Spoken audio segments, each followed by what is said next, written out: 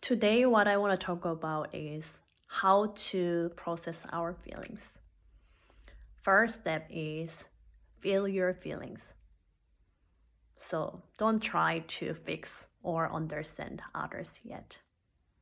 And second step is validate your feeling. It's okay to feel what you feel now. You can be mad, you can be sad. It's not wrong. And third step is imagine others. You can try to understand or imagine where they are coming from. For instance, my mom wasn't born like this. She has her own story. Those kind of small steps change your perspective a lot or change your feeling. Sending you a big hug and love you.